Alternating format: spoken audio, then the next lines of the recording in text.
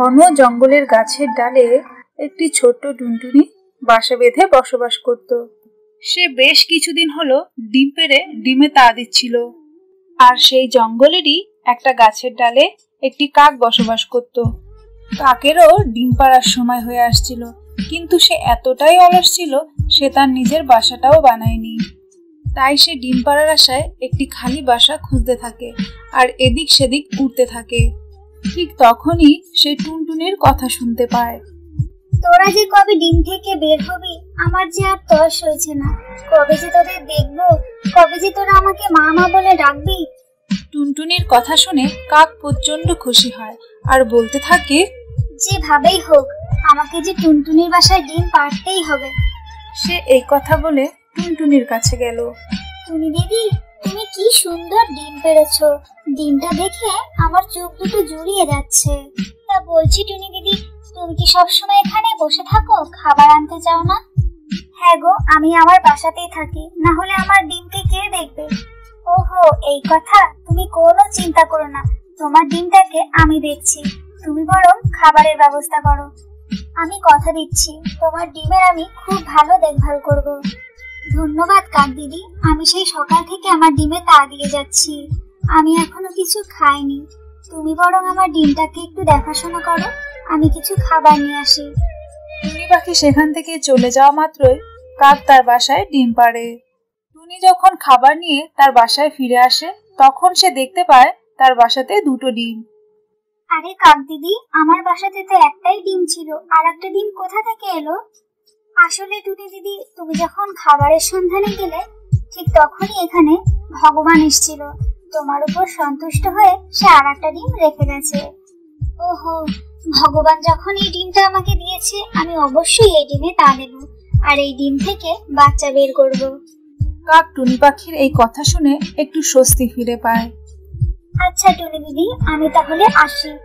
এদিকে দেখতে দেখতে বেশ কিছুদিন সময় কেটে যায়। তারপর টুনি পাখি ও কাকের ডিম থেকে দুটো ছানা বের হয়। টুনি পাখি তার ছানাকে দেখে খুব খুশি হয়। অন্যদিকে কাক এইসব দেখে খুব কষ্ট পায় আর বলতে থাকে, তখন যদি আমিও একটু পরিশ্রম করে একটা বাসা বানাতাম আর তাতে ডিম পেড়ে ডিমে তা দিতাম, তাহলে হয়তো আমিও টুনি পাখির মতো মা হওয়ার সুখ অনুভব করতে পারতাম। এইভাবেই দিন কাটতে থাকে। একদিন টুনি পাখি যখন বাসায় থাকে না, ঠিক তখনই কাক তার বাসায় কিছু খাবার নিয়ে আসে বাচ্চাদের জন্য। এই দেখো ছানারা, আমি তোমাদের জন্য অনেক খাবার নিয়ে এসেছি, তোমরা খাবে? আচ্ছা মাসি, তুমি আমাদের জন্য খাবার নিয়ে আসো, কিন্তু যখন বাসায় মা না থাকে ঠিক তখনই। আর তুমি ওই ছানাটাকে কেন বেশি ভালোবাসো, আমাদের কেন কম ভালোবাসো? কাক তার কথার কোনো উত্তর না দিয়ে সেখান থেকে চলে যায়। কিছুক্ষণ পর টুনি পাখি তার বাসায় ফিরে আসে। জানো তো মা, আজকে না আবার ওই ভালো মাসিটা এসেছিল আর অনেক খাবার নিয়ে এসেছিল, কিন্তু ওই মাসিটা না আমাকে কম ভালোবাসে আর বোনকে খুব বেশি ভালোবাসে, আবার ওকে জড়িয়ে ধরে কান্নাকাটিও করে। মা, মাসি এমন কেন করে, তুমি কি কিছু জানো? না মা, এর উত্তর আমার জানা নেই।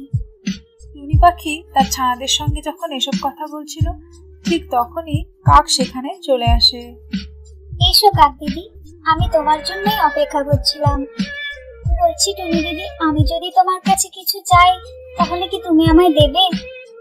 তুমি আমার কাছে কি চাইবে আমি সেটা জানি। তুমি তোমার ছানাকে চাইবে, তাই তো? আমি জানি এটা তোমারই ছানা।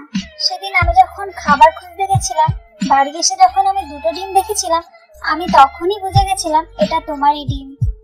তুমি যদি পরিশ্রম করে সেদিন একটা বাসা বানাতে আর তাতে ডিম পেড়ে তা দিতে, তাহলে হয়তো আমার মতো তুমিও মা হওয়ার সুখ অনুভব করতে পারতে। নিজের ছানাকে নিজের কাছে রাখতে পারতে, মায়ের পরম স্নেহে তাকে বড় করতে পারতে। আমি আমার ভুল বুঝতে পেরেছি টুনি দিদি, তুমি আমাকে ক্ষমা করো। আমি বুঝতে পেরেছি আমাকে আরো পরিশ্রমী হওয়া উচিত ছিল।